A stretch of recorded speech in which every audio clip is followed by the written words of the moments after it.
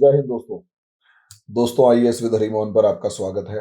अभी एक दो स्टूडेंट्स ने मैसेज किया कि सर आप गायब कहाँ हो जाते हैं या किस तरीके से पूरा का पूरा सिस्टम जो है वो आप रेगुलर वीडियो नहीं बना पाते हैं। तो दोस्तों माफ़ कीजिएगा, एक्चुअली मैं थोड़ा सा आजकल बिजी चल रहा हूँ और बिजी चलने के चक्कर की वजह से क्या समस्या आ रही है कि मैं थोड़ा वीडियोस वगैरह पे ध्यान नहीं दे पा रहा। बाकी 14 उम्मीद है कि 14 मार्च के बाद मैं कंसिस्टेंटली वीडियो बना पाऊंगा, क्योंकि जो भी सेटलमेंट है वो प्रॉपर हो पाएगी। अब आ जाते हैं टॉपिक के ऊपर। टॉपिक है रशिया और चाइना, दोस्त या दुश्मन। दोस्तों आज के दिन अगर हम देखें तो पूरी दुनिया का जो सिस्टम है उसमें एक तरफ रशिया खड़ा है, दूसरी तरफ चाइना खड़ा है, तीसरी तरफ अगर हम देखेंगे तो अमेरिका एंड इट्स अलाइज खड़े हुए हैं, जो कि पूरे सिस्टम में अपना डोमिनेंस बनाए हुए हैं। यहाँ एक तरफ हम ये मानकर देख सकते हैं इंडिया प्लस सिमिलर कंट्रीज खड़े हुए हैं, जो कि कहीं ना कहीं दोनों पक्षों से फायदा उठाने की कोशिश में लगे हुए हैं।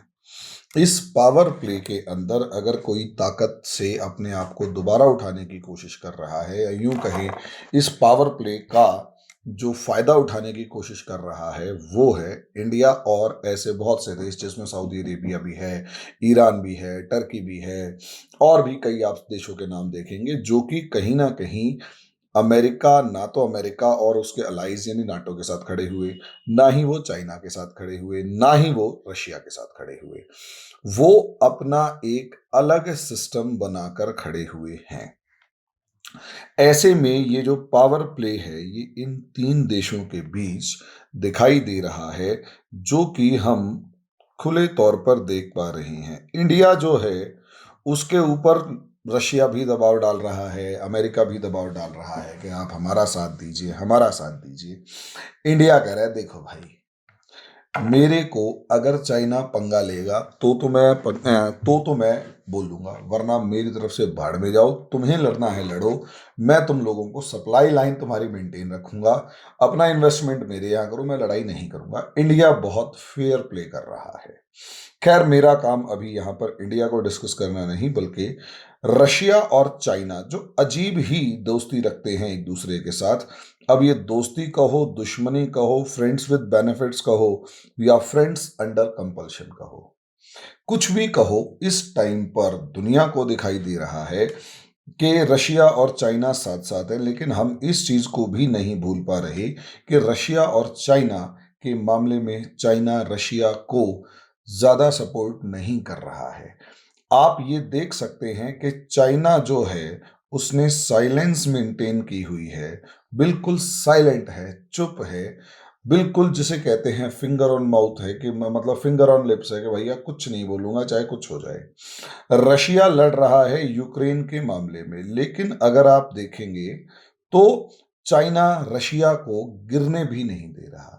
यानी चाइना की एक साफ पॉलिसी है, ना तो गिरने दूंगा, ना मरने दूंगा, ना उठने दूंगा, ना मरने दूंगा और ना जीने दूंगा। ये सिंपल पॉलिसी, ना ही उठने दूंगा। अब ये एक अजीब सी पॉलिसी आपको यहां चाइना की नजर आएगी। उसके पीछे की हिस्ट्री को अगर आप देखोगे तो आपको एक अलग ही लेवल दिखाई देगा कि असलियत में हिस्ट्री है क्या। अगर आप देखेंगे तो दुनिया के ये दो बड़े देश हैं जो कि कहीं ना कहीं कम्युनिस्ट रहे। भाई यहां अगर आप देखेंगे तो ये किसी टाइम पर यूएसएसआर होता था, और ये चाइना, दोनों के दोनों देश जो हैं ये कम्युनिस्ट कंट्री थे, और इन्होंने कम्युनिस्ट मॉडल ऑफ गवर्नमेंट अपनाया। अब दोनों जिस टाइम पर कम्युनिस्ट बने, भाई 1917 की रशियन रेवोल्यूशन के बाद यूएसएसआर जो था वो कम्युनिस्ट बना, और 1949 के चाइनीज रेवोल्यूशन के बाद चाइना जो है वो कम्युनिस्ट नेशन बना। अब असलियत में यहां एक टाइम पर स्टालिन, भाई पहले लेनिन थे, बाद में स्टालिन आए, एक तरफ यहां पर स्टालिन है और दूसरी तरफ यहां पर माओ जे दोंग है। स्पेलिंग देख लीजिएगा, ऊपर नीचे हो सकती है। अब आप सोच कर देखिए यहां पर मामला क्या है। एक तरफ स्टालिन है, एक तरफ माओ जेडोंग है। दोनों के दोनों सरफिरे आदमी हैं। दोनों के दोनों की पर्सनालिटी डोमिनेटिंग है और ये दौर चल रहा है कोल्ड वॉर का।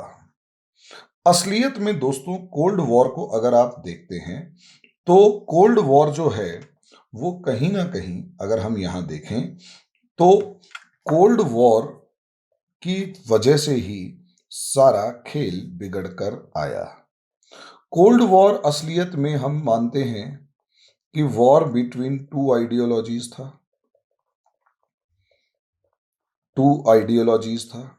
एक आइडियोलॉजी जो है वो मोटे तौर पर कैपिटलिस्टिक आइडियोलॉजी थी और कैपिटलिस्टिक आइडियोलॉजी के अंदर साफ सी बात थी, ये जो दिखाई दे रहा था कैपिटलिस्टिक आइडियोलॉजी में कि भैया हमारा काम जो है वो फ्रीडम ऑफ बिजनेस है, जो फ्री मार्केट को सपोर्ट कर रहा है खुलकर कि भैया हमारी मार्केट फ्री रहेगी चाहे कुछ हो जाए। दूसरी तरफ जो था वो कम्युनिज्म को सपोर्ट करने वाला था या यूं कहें सोशलिज्म को सपोर्ट करने वाला था। सोशलिज्म बात करता है इक्वल डिस्ट्रीब्यूशन ऑफ रिसोर्सेज की, इक्वल डिस्ट्रीब्यूशन ऑफ रिसोर्सेज की। अब यहां इक्वल डिस्ट्रीब्यूशन ऑफ रिसोर्सेज का मतलब संसाधनों का समान वितरण। इक्वल डिस्ट्रीब्यूशन ऑफ रिसोर्सेज यानी संसाधनों का समान वितरण यहां पर देखने को मिलेगा। अब संसाधनों का समान वितरण अगर यहां पर देखने को मिलेगा तो यहां इस चीज की रिस्पॉन्सिबिलिटी लेने वाली जो गवर्नमेंट्स होंगी वो कम्युनिस्ट गवर्नमेंट होंगी। यहां कम्युनिस्ट गवर्नमेंट जो है वो सिंगल आइडियोलॉजी यहां जो होगी कैपिटलिज्म में फ्रीडम की बात अगर करेंगे तो फ्रीडम को सूट करता है डेमोक्रेसी।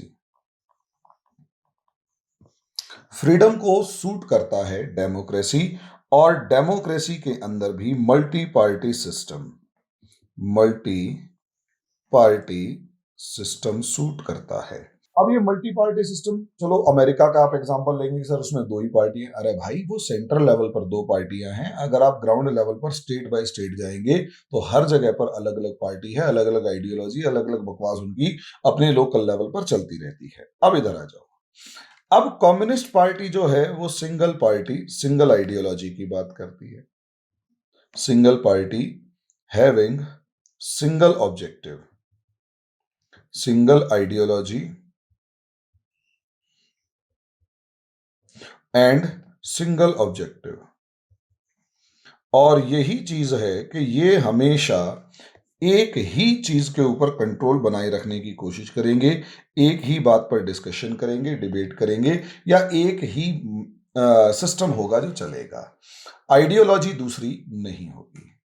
भाई ऑब्वियस सी बात है, यहां अमेरिका और इसके फ्रेंड्स जो थे जो बाद में नाटो की फॉर्म में आगे निकल कर आए और शुरू में लगभग 9-10 देश ही थे। यहां जो दो मेजर पावर, मजे की बात यह है अमेरिका के अलावा कोई दूसरी बड़ी कैपिटलिस्ट कंट्री नहीं थी। अमेरिका के अलावा कोई भी दूसरी बड़ी कैपिटलिस्ट कंट्री यहां पर नहीं थी, लेकिन कम्युनिस्ट गवर्नमेंट में अगर देखा जाए तो दो देश उभर कर आए। सबसे पहला यूएसएसआर और दूसरा China, People's Republic of China. Problem यहीं से शुरू हुई।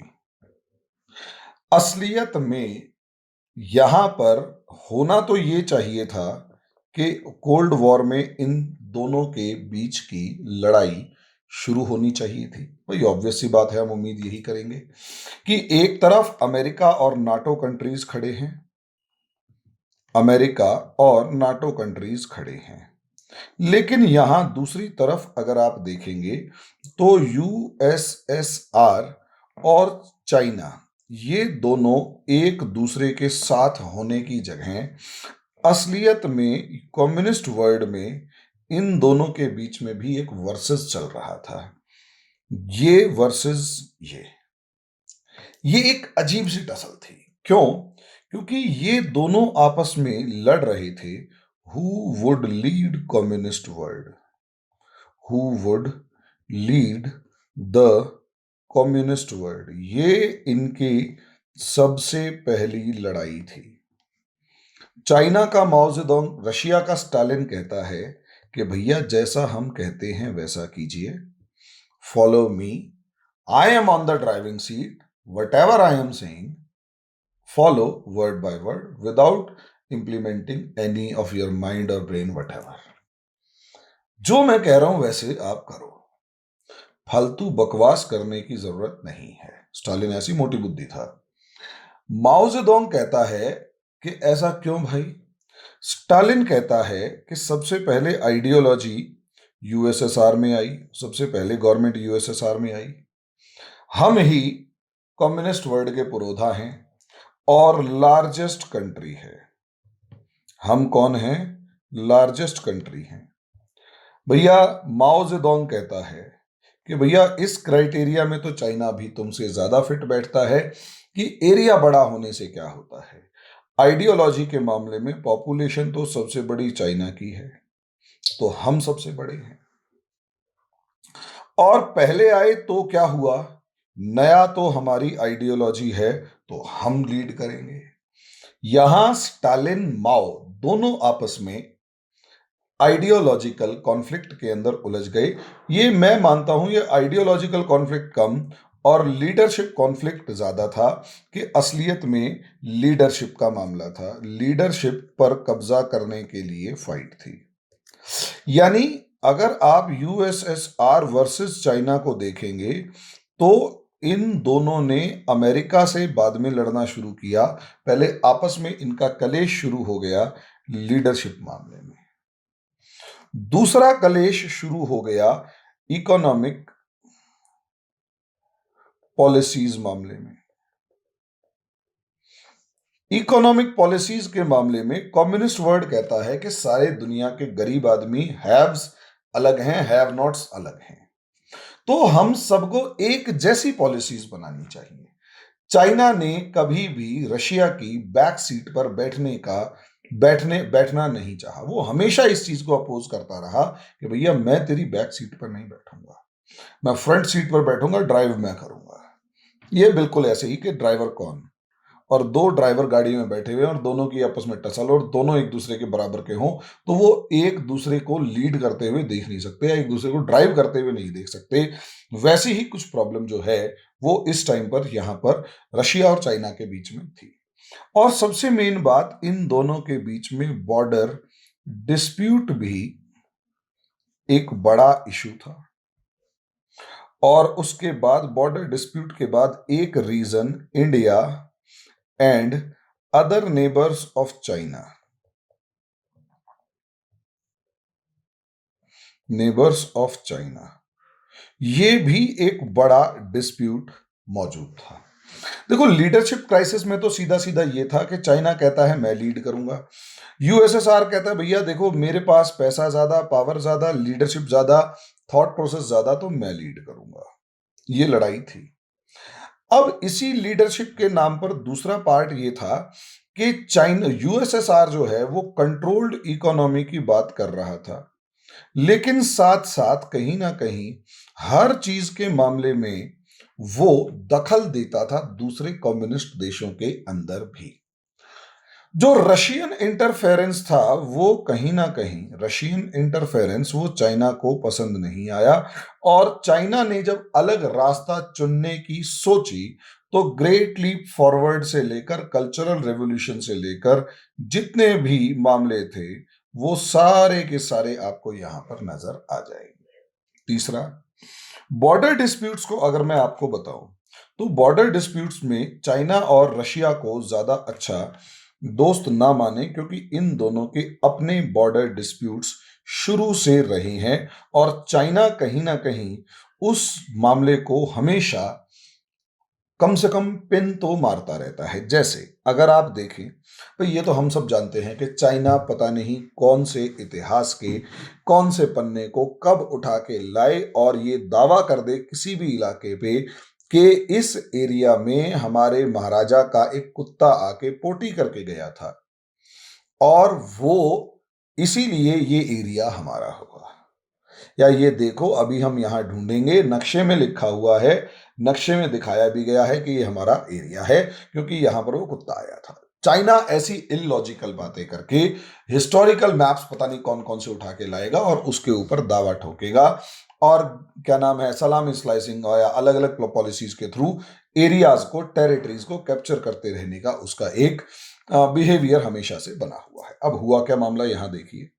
यहां रशिया और जो चाइना है वो कहीं ना कहीं, ये जो सेंट्रल एशिया है इसके अंदर दोनों आपस में एक दूसरे को पीछे धकेलने की कोशिश में शुरू से लगे रहे हैं।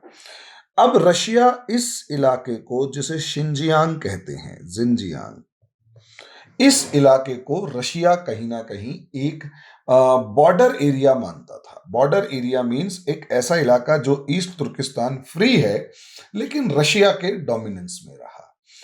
चाइना ने क्या किया, ईस्ट तुर्किस्तान पे कर लिया कब्जा। यहां से दोनों के बीच में एक डिस्प्यूट क्रिएट होना शुरू हुआ। दूसरा, मंगोलिया का जो रीजन है उसमें चाइना पूरे मंगोलिया के ऊपर दावा ठोकता है। रशिया हमेशा से कहता है कि ये जो मंगोलिया है ये एक अलग देश है। तीसरी तरफ अगर आप देखेंगे, इस मंचूरिया के ऊपर रशिया की हमेशा से नजर रही है और रशिया हमेशा से चाहता है कि ये मंचूरिया पूरा रीजन जो है, जो काफी पॉपुलेटेड भी है, ये रशिया का हिस्सा बने ताकि रशिया को वार्म वाटर में आने के लिए एक रास्ता मिल जाए। चाइना ने इस मंचूरिया को भी कब्जे में ले लिया और यहां तक कि पहले, और सोचकर देखिए, 1905 में इसी मंचूरिया पर कब्जे के लिए जापान और रशिया के बीच में लड़ाई हुई थी जिसमें रशिया को बहुत बुरी तरह हार का सामना करना पड़ा था, हार गया था। और तीसरा, बॉर्डर डिस्प्यूट्स भी हैं भाई अच्छे खासे, और उससे बड़ी बात, चाइना की नजर हमेशा इस साइबेरियन रीजन पर बनी हुई है। हमेशा से चाइना इस साइबेरियन रीजन को अपना रीजन मानता रहा है। जब तक कमजोर रहा तब तक दावा नहीं किया, लेकिन जब वो मजबूत हो गया ना, तब सीधा सीधा दावा करता है कि चाइना, मंचूरिया मेरा है। यहां तक कि अभी 2021 की ही अगर आप बात करें तो 2021 के अंदर अगर आपको दिखाई देगा तो यहां पर व्लादिवोस्तोक नाम का शहर है। चाइना में एक ट्रेंड चला कि जो व्लादिवोस्तोक है ये हमारा है। ऑनलाइन ट्रेंड चला कि व्लादिवोस्तोक हमारा है और वो एक्सटेंडेड मंचूरिया है, एक ना एक दिन हम इसे लेके रहेंगे। रशिया इस चीज को जानता है कि भैया इसकी इंटेंशंस ठीक नहीं है, और अब नया सिस्टम ये निकला है, या यूं कहें नए हालात जो बदले हैं उसके अकॉर्डिंग चाइना चाहता है कि कैसे भी करके रशिया यहां पर कमजोर हो जाए, उसके पैसे, उसके कर्ज में इतना ज्यादा दब जाए, रशिया इस चाइना के पैसे, इस चाइना के कर्ज में इतना ज्यादा दब जाए कि कहीं ना कहीं ये जो साइबेरियन रीजन है ये चाइना के कब्जे में आ जाए। क्योंकि अगर साइबेरिया वाले रीजन से रशिया बाहर निकल जाता है, हालांकि होगा नहीं है, लेकिन कपोल कल्पना है भाई, करने में क्या हर्ज है। रशिया की इंटेंशंस वहां साफ है। अब आप कहोगे रिपोर्ट्स क्या हैं क्या नहीं है, देखो यार, दो चीजें अलग अलग हैं। एक, फैक्ट्स ढूंढ के लाना, फैक्ट्स नो डाउट उस लॉजिक को अप्रूवल देते हैं कि हाँ जो लॉजिक है वो ठीक है, लेकिन बहुत सारी चीजों के फैक्ट्स कई बार मिलते नहीं हैं। ये बिल्कुल ऐसा ही है जैसे आप किसी के लिए एक इंटेंशन रखते हैं, अच्छी या बुरी, वो इंटेंशन आपकी हरकतों में तो दिखती है, हो सकता है आपकी नजरों में दिखे, लेकिन वो इंटेंशन कभी भी खुलकर आप कहीं ना तो लिख रहे होंगे ना बता रहे होंगे, वो आपकी हरकतों में दिखेगी। तो चाइना की हरकतों में ये इंटेंशंस दिखती हैं, और मेरा काम लॉजिकल डेफिनेशन देना है, फैक्ट्स के ऊपर फैक्ट्स नेट पे भरे पड़े हैं और बहुत सारे फैक्चुअल पार्ट्स, ये डाटा, वो डाटा, ऐसा डाटा, वैसा डाटा। देखो यार, सीधी सी बात है, टाइम कंस्ट्रेंट होने की वजह से बहुत ज़्यादा डाटा मैं ध्यान नहीं देता, लेकिन हाँ, उस डाटा को अपने लॉजिक में जोड़ने की ज़रूर कोशिश करता हूँ कि असलियत में इंटेंशन ये होगी और कहीं ना कहीं डायमेंशंस ये जा रही हैं। अब क्या हुआ मामला? अब मामला ये हुआ कि साइबेरियन रीजन के ऊपर चाइना के इंटेंशन है। क्यों? क्योंकि ये जो पोलर आइस है, अब ये जो पोलर आइस है, ये पिघल रही है। पहले ये 6 महीने के लिए ये पूरा इलाका जम जाता था। अब ये इलाका जम जाता था तो रशिया के सारे कोस्ट लाइन जो हैं वो एक लंबे टाइम के लिए बंद हो जाती थी। अब ग्लोबल वार्मिंग कहो या कुछ भी कहो, हीट वेव कहो, कैसा भी कहो, इस इलाके के अंदर अब इस इलाके के अंदर, इस रीजन के अंदर कहीं ना कहीं अब बर्फ पिघलती है। पूरा साल बर्फ इतनी नहीं जमती जितनी लोगों को दिखाई देती थी। ऐसे में यहां की इंपॉर्टेंस जो है वो बढ़ गई, क्योंकि एक तो खाली रीजन है, दूसरा ये कि या एक तो खाली रीजन हो गया, और दूसरा सबसे मेन पॉइंट यहां पर ये हो गया कि भैया यहां रिसोर्स रिच है, अल्टीमेट लेवल पर रिसोर्सेज अवेलेबल हैं।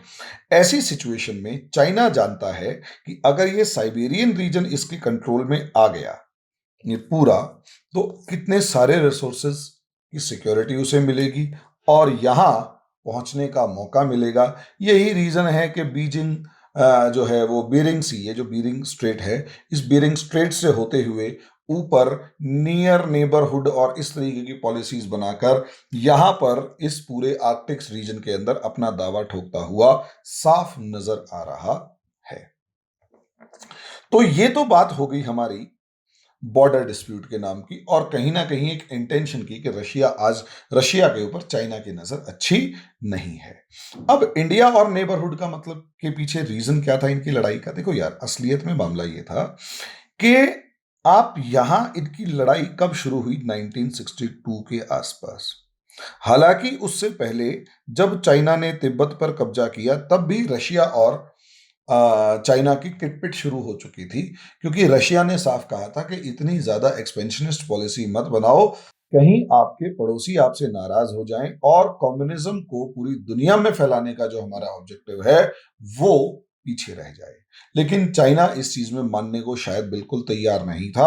उसे तो सिर्फ एक चीज नजर आ रही थी कि भैया मुझे एक्सपैंड करना है, और कहीं ना कहीं उसने बॉर्डर डिस्प्यूट्स को, नेशनलिज्म को बढ़ाए रखने और अपने फेलियर्स को दबाए रखने में इंपॉर्टेंट रोल प्ले किया। ठीक है। अब इंडिया से जब 1962 वॉर हुआ तो इससे रशिया और चाइना के रिलेशंस में कहीं ज्यादा प्रॉब्लम क्रिएट हुई, क्योंकि यूएसएसआर का चाइना को कहना था कि तुमने इंडिया पर अटैक किया, इसकी वजह से इंडिया जो है उसको मजबूरी में सही अमेरिका के कैंप में जाने का मौका मिल गया, एक रीजन मिल गया, और तुमने वो रीजन दे दिया। चाइना का जवाब यही था कि भैया सीधी सी बात है, मेरा पड़ोस मेरा ये, मेरा वो, मेरे को ये, मतलब लड़ाई के इलॉजिकल रीजंस कि मेरे को ये एरिया चाहिए, एरिया मेरा है, मेरे मैप पे है, और ऐसे है और वैसे है, मैं सब चीजों के ऊपर मेरे को मेरा जो ओल्ड चाइना है वो वापस चाहिए। यहां से रशिया और चाइना की खटपट शुरू हुई। नतीजा उसका ये हुआ कि बॉर्डर डिस्प्यूट 1969 का मार्च से लेकर सितंबर तक दोनों देशों के बीच में 7 मंथ लॉन्ग एक मतलब स्टैंड ऑफ था। दोनों की मिलिट्रीज आमने सामने थी, और एक हफ्ता तो इस बीच में ऐसा गया था जब रशिया ने गुस्से में कहा था तेरे को तो बताऊंगा मैं, और अभी तेरे ऊपर हमले करता हूं। और उसका आउटकम ये था कि रशिया ने अपनी मिसाइलें जो अमेरिका की तरफ ताननी थी वो उठा के चाइना की तरफ कर दी, और चाइना के सारे लीडर्स एक हफ्ते के लिए गायब हो गए थे। अब आप अंदाजा लगा कर देखिए कि क्या माहौल रहा होगा। तो ये तो था इनकी लीडरशिप, जो मतलब इनका डिस्प्यूट्स के 4 बेसिक बड़े रीजंस, जो कहीं ना कहीं इन दोनों की दुश्मनी का एक बड़ा कारण बने हुए थे। लेकिन अगर आगे आगे देखें तो चाइना जैसे जैसे, यहां चाइना को समझ में आ गया, अब हम दोबारा इसी चीज के ऊपर अगर जाएं तो चाइना को समझ में आ गया कि भैया यूएसएसआर के साथ तेरी बननी नहीं है। तो यहां चाइना ने अपना पहला दुश्मन यूएसएसआर को माना, और धीरे धीरे शिफ्ट होना शुरू हो गया अमेरिका की तरफ, और यहीं से चेंज होना शुरू हुआ कि यूएसएसआर के साथ दोस्ती खत्म, और यहां पर 1972 के अंदर तो निक्सन जो है वो निक्सन जो है वो अमेरिका की विजिट करते हैं। अब आप अंदाजा लगाकर देख सकते हैं, अमेरिकन प्रेसिडेंट एक कम्युनिस्ट कंट्री का विजिट कर रहे हैं, बड़े कम्युनिस्ट कंट्री का विजिट कर रहे हैं। यहां से इन्वेस्टमेंट, अमेरिका ने इन्वेस्टमेंट से लेकर टेक्नोलॉजी से लेकर दूसरी चीजें चाइना को देना शुरू किया, और चाइना ने अपनी मार्केट का लालच दिखा के अमेरिका को फंसाए रखा। यहां चाइना की तारीफ करनी पड़ेगी। डेंग जाओपिंग नाम के बंदा, जो माओ जेडोंग के बाद फ्री ट्रेड का सपोर्टर था, उसने इकोनॉमिक चेंजेस इतने कर दिए कि कहीं ना कहीं चाइना के अंदर इकोनॉमिक ग्रोथ तेजी से होने लगा। रशिया यहां पिछड़ गया। रशिया समझ ही नहीं पाया कि असलियत में उसकी कमी क्या है, कि वो इतना ज्यादा भारी हो चुका है कि अब उसे इकोनॉमिक रिफॉर्म्स करने की जरूरत है। हर काम सरकार नहीं कर सकती। खैर, जो भी था, अब यहां से सिचुएशंस चेंज होनी शुरू हुई। यहां असलियत में अमेरिका और नाटो कंट्रीज जो हैं वो कामयाब हुई। अमेरिका और नाटो कामयाब हुई कम्युनिस्ट वर्ल्ड की लीडरशिप में फूट डालने में, और कहीं ना कहीं यूएसएसआर अकेला पड़ गया, और चाइना अब इस यूएसएसआर को दबाने की कोशिश में लगा रहा है। यूएसएसआर को दबाने की कोशिश में लगा रहा। यही रीजन है दोस्तों, यही रीजन है कि जो ईस्टर्न यूरोपियन कंट्रीज हैं और जो सेंट्रल एशियन कंट्रीज हैं, चाइना ने यहां पर एंटी यूएसएसआर काम किया। एंटी यूएसएसआर यहां पर और यहां पर काम किया, और पूरी ताकत से यूएसएसआर के खिलाफ, यूएसएसआर के देशों में यूएसएसआर के खिलाफ गुस्सा भड़काने में बहुत ज्यादा इंपॉर्टेंट रोल प्ले किया। बहुत इंपॉर्टेंट रोल प्ले किया। यहां से रशिया के डाउनफॉल शुरू हुआ, जब उसी के अपने दोस्त, अपनी कॉमन को आइडियोलॉजिस्ट जो था, जो समान विचारधारा वाला देश था, उसी ने उसकी जड़ें खोदनी शुरू कर दी। यहां ये एक बड़ा रीजन माना जाता है, और बहुत से हिस्टोरियंस कहते हैं या बहुत से थिंकर्स कहते हैं कि यूएसएसआर के गिराने में चाइना का एक बड़ा रोल रहा है, क्योंकि चाइना इस कम्युनिस्ट वर्ल्ड का लीडर बनना चाहता था। यही रीजन है, जब 1992 के अंदर फॉल ऑफ यूएसएसआर होता है, तो जितना देशों का डिसइंटीग्रेशन हुआ, उन डिसइंटीग्रेशन में अमेरिका और यूरोपियन कंट्रीज से ज्यादा चाइना ने इंपॉर्टेंट रोल प्ले किया। चाइनीज फंडेड जो ऑर्गेनाइजेशंस थी, उन्होंने ज्यादा इंपॉर्टेंट रोल प्ले किया। यहां से रशिया का, यूएसएसआर का डाउनफॉल शुरू होता है, और यूएसएसआर के बाद एक नया देश उभर कर आता है जिसका नाम था रशिया। रशिया कहीं ना कहीं आप देखेंगे ह्यूमिलिएटेड, अपने आप को अपमानित महसूस करता हुआ, डिफीटेड, हारा हुआ, economically weak, economically destroyed, weak तो छोड़ो, डिस्ट्रॉयड, और कहीं ना कहीं अगर आप देखेंगे आर्थिक तौर पर बिल्कुल बर्बाद, और कहीं ना कहीं militarily strong, militarily strong.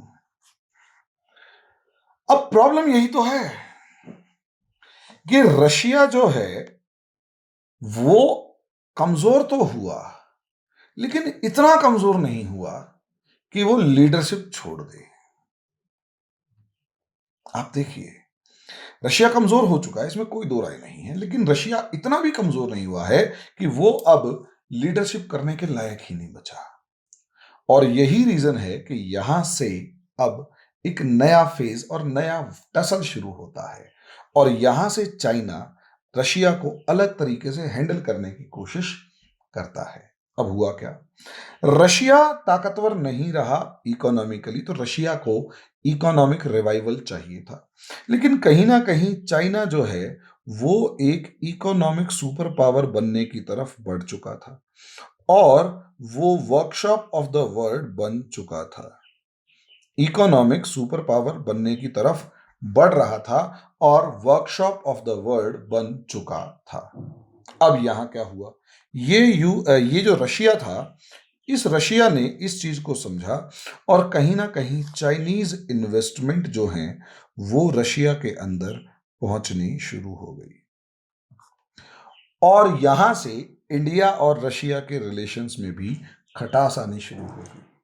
Admiral गॉर्शगोव नाम का एक एयरक्राफ्ट जो कैरियर था, वो $1 में देखने देने की बात हुई थी, लेकिन रशिया ने इंडिया को वो 10,000 करोड़ रुपए या कुछ ऐसे ही अमाउंट में बेचना चाहा और उसके बाद चाइना का उसमें इंपॉर्टेंट रोल था इंडिया और रशिया के रिलेशंस में खटास लाने का। वो एक अलग मैटर है कि अमेरिका और दूसरे देश भी कहीं ना कहीं इस रिलेशन को खराब करने पर तुले हुए थे और इंडिया की कंपल्शंस भी ये बन चुकी थी कि वो अमेरिकन कैंप की तरफ थोड़ा थोड़ा खिसकना शुरू करे, क्योंकि रशिया जो है वो कमजोर हो चुका है और इंडिया की सिक्योरिटी नीड्स अलग ही लेवल की थी।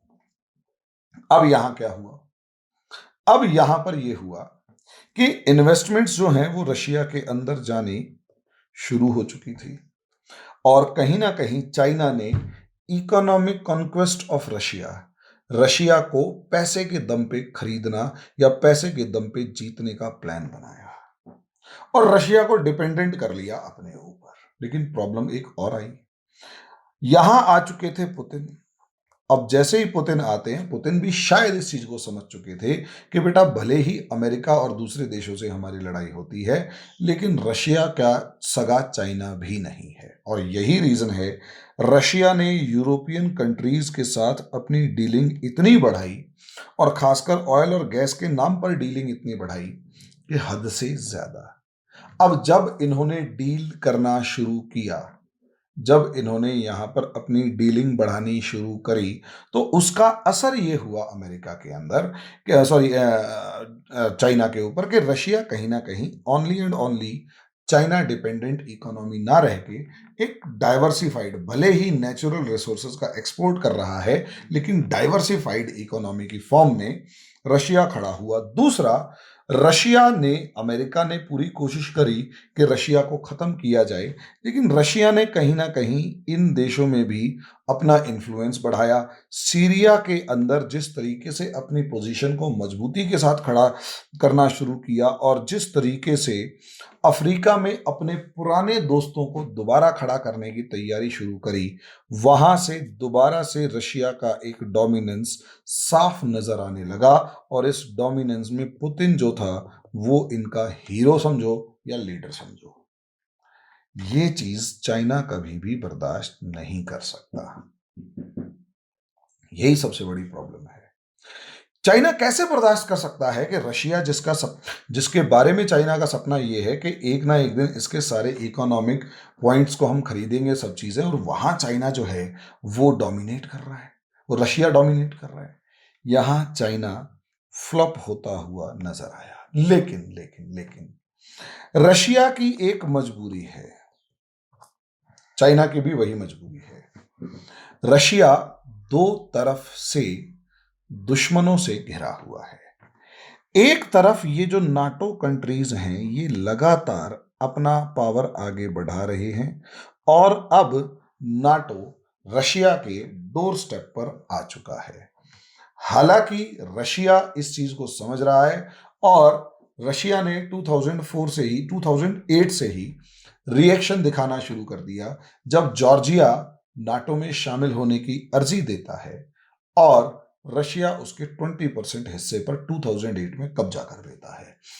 2014 उसका नेक्स्ट लेवल था यूक्रेन के मामले में, जब नाटो ने यूक्रेन पर कब्जा करने की तैयारी शुरू करी और फिर अगला नंबर बेलारूस का था कि बेलारूस पे तैयारी करता और पूरे तरीके से रशिया को यहां घेर लेता। यानी पूरा नाटो रशिया की डोर स्टेप पर। शायद पुतिन इस चीज को 2004 के आसपास ही समझ चुके थे। 2004 का इलाका टाइम ये है जब पुतिन जो है उन्होंने लिथुआनिया की मदद करी नाटो में शामिल होने के लिए। लेकिन जब नाटो की इंटेंशंस दिखाई दी तो पुतिन को समझ में आ गया कि भाई ये मामला खराब है। यानी रशिया का एक दुश्मन नाटो है जो उसके घर के बाहर हथियार लेकर खड़ा हुआ है, और दूसरा दुश्मन चाइना है जो उसके पिछवाड़े के ऊपर नजर बनाए बैठा हुआ है, क्योंकि हम ये मानते हैं कि मॉस्को जो है वो यूरोप में है, तो यूरोप उसका मेनलैंड है। अब यहां सोचकर देखिए, रशिया तो फंस गया। अब मजबूरी चाइना की भी ऐसी ही है कि भैया रशिया जो है वो उसके पुराना दुश्मन है और लीडरशिप क्राइसिस है, लेकिन रशिया इतना बड़ा खतरा नहीं है जितना फर्स्ट लाइन ऑफ आइलैंड्स के अंदर फर्स्ट लाइन ऑफ आइलैंड्स के अंदर अमेरिका खड़ा हुआ है और चाइना के सामने खड़ा हुआ है कि बेटा तुझे मेन सी में जाने नहीं दूंगा। पीछे की तरफ इंडिया जो है वो स्ट्रांग होता जा रहा है, और यहां माने या ना माने अमेरिका ने अफगानिस्तान की सिचुएशंस ऐसी बना दी हैं कि चाइना का ये वाला पूरा इलाका डिस्टर्ब्ड है। पाकिस्तान से मिलने वाली एंट्री चाइना को बंद हो चुकी है। इंडिया अपने हथियार लेके तैयार खड़ा हुआ है कि बेटा 62 का बदला लेने वाला हूं, और यहां पर यानी चाइना चारों तरफ से फंस चुका है। मतलब तीन तरफ से चाइना भी फंसा हुआ है और मेन फ्रंट की तरफ से रशिया भी फंसा हुआ है, क्योंकि चाइना और रशिया दोनों को फंसाने वाला एक मेन सुपर पावर अमेरिका है। सिर्फ इस वजह से रशिया जो है, जो यूएसएसआर की जगह आज के दिन आ चुका है रशिया, वो मजबूरी में चाइना के साथ खड़ा हुआ है, और चाइना भी मजबूरी में रशिया के साथ खड़ा हुआ है। अब यानी एक ट्राई पार्टाइट टाइप का, या यूं कहें, हाँ ट्राई पार्टाइट तो नहीं कहेंगे, ट्रिपल पावर स्ट्रगल शुरू हो चुका है, जिसमें अमेरिका और अलाइज, उसके जो नाटो अलाइज हैं, वो सारे के सारे खड़े हुए हैं। इनमें हल्की फुल्की किटपिट है, लेकिन आप ये सोचें कि बहुत ज्यादा लड़ाई है, ऐसा कुछ नहीं है। हल्की फुल्की किटपिट है बस।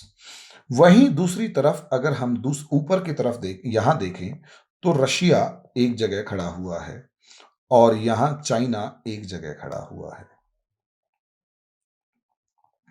अब इंडिया यहां एक अलग ही लेवल पर साइड में खड़ा हुआ है।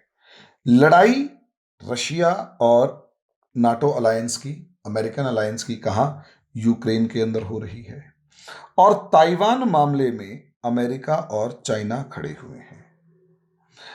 लेकिन यहां पर अभी स्टैंड ऑफ है। इंडिया और चाइना की आर्मीज अपने अपने बॉर्डर्स पर हैं, और रशिया जो है वो रशिया चाइना के दो दुश्मन इंडिया को खुलकर सपोर्ट कर रहा है, और इंडिया और रशिया के रिलेशंस भी हम सबके सामने साफ साफ नजर आ रहे हैं कि किस तरीके से इंडिया ने रशिया का साथ नहीं छोड़ा, उसे डूबने नहीं दिया। ये एक अलग ही डिप्लोमेसी है, और यहां पर रशिया और चाइना फ्रेंड्स अंडर कंपल्शन वाली सिचुएशन में है, क्योंकि अगर अमेरिका ने सिर्फ रशिया पर डायरेक्ट हमला किया तो चाइना की मजबूरी हो जाएगी कि इकलौता अमेरिका का दुश्मन, दुश्मन का दुश्मन दोस्त होता है, तो इकलौता अमेरिका का दुश्मन जिसके पास बड़े और पावरफुल हथियार हैं वो गिर जाएगा। अगर वो गिर जाएगा तो अगला नंबर अमेरिका चाइना पर लगाएगा और चाइना को हराएगा, और अगर वो चाइना को हराएगा तो ऑब्वियस सी बात है चाइना अकेले उसको काबू नहीं कर पाएगा। इसीलिए चाइना चाहता है कि रशिया यहां यूक्रेन के अंदर लड़ता रहे, और कहीं ना कहीं चाइना यूक्रेन के मामले में रशिया को आउटसाइड सपोर्ट तो दे रहा है, मिलिट्री सपोर्ट अभी तक एक साल में तो दी नहीं है। अब ऐसी सुगबुगाहट है कि चाइना को जब लगने लग गया कि यार अब रशिया गिर सकता है, अब रशिया को नहीं बचाया तो पॉसिबली रशिया हाफना शुरू तो कर चुका है, कभी भी ये वेंटिलेटर या आईसीयू पे जा सकता है। ऐसे में अब सुगबुगाहट है कि अब चाइना पूरी ताकत के साथ, कहीं ना कहीं, या यूं कहीं पूरी ताकत के साथ नहीं तो एक लिमिटेड नंबर में या लिमिटेड पार्ट में रशिया को वेपन्स या दूसरी चीजें सप्लाई करने की तैयारी में लगा हुआ है। यहां यही एक अजीब सी सिचुएशन है।